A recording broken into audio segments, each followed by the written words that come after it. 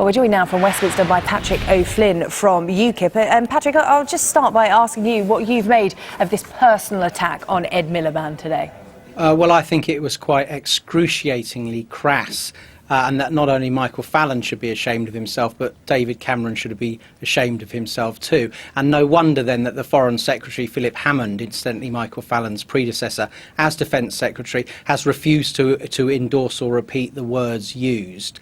I really think too much testosterone, not enough intellect or mature oversight went into whatever crazy Tory briefing it was that decided to try and make a linkage between stabbed his brother in the back will stab the country in the back. It does seem as though the campaigning is taking a rather negative turn at the moment, doesn't it?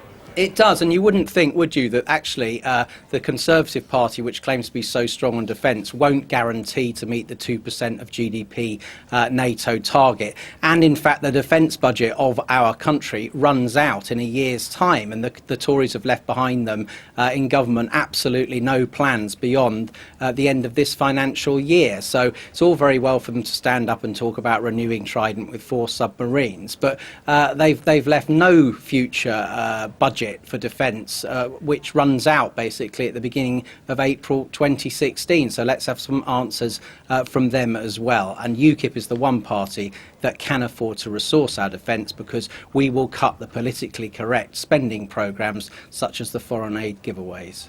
What are your plans for Trident? Because obviously this is going to be discussed after the election, and whoever does form a government, that is a big decision for them to make about Trident and whether to spend money on it or to find a cheaper alternative.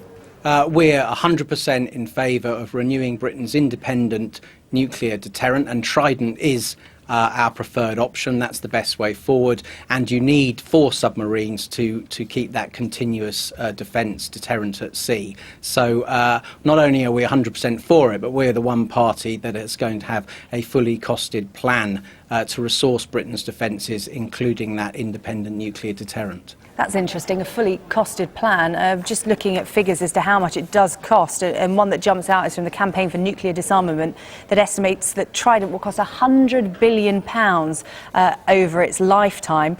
Where exactly is that money going to come from? Because the defence budget, it does look like one of the budgets that is going to be squeezed. Well, UKIP won't be squeezing the defence budget. So where are you taking the money from?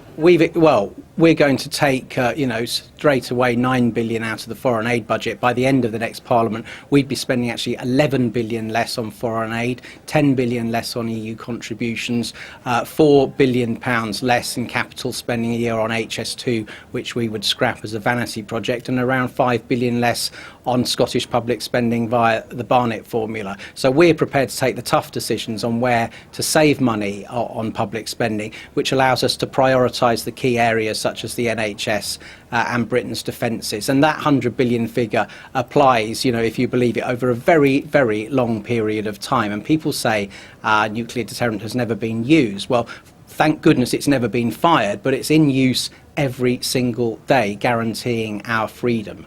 And do you know how much the annual running costs of Trident are?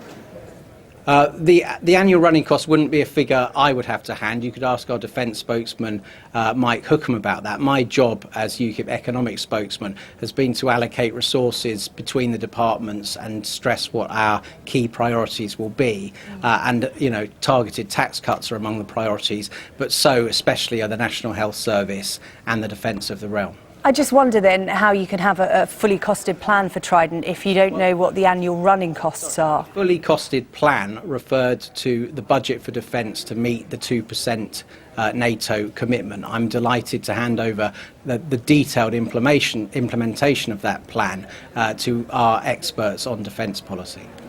OK. Do you know how much that submarines cost, warheads cost, infrastructure? Well, as I say, those are the sort of questions you should get Mike Hookham, our defence spokesman, on to talk about. What I can tell you is that UKIP will be able to meet the 2% NATO spending commitment in terms of GDP, in every single year, and that the main governing party of Britain has got no defence plans, finances of any sort after the end of the financial year that we've just begun. I mean, I think that's the most staggering thing of all. Isn't the harsh political reality, though, that if you do get into government, you don't actually know how much things are going to cost until you get there, and that's when you start doing the real maths, and you may find out that you come up quite short once you see the reality of what's in the coffers? No, well, we've made a working assumption that while the Conservatives won't meet the 2% defence commitment this year or going ahead, they won't drop below 1.9%, and we've done our budget on how much extra would need to be spent from year to year to get to 2% based on that. If they were even to drop below that 1.9%, we would still meet the 2% commitment by finding further savings in non-priority budgets. OK, we'll have to leave it there. Patrick O'Flynn from UKIP, thank you for joining us here on Sky News this afternoon. Thank you.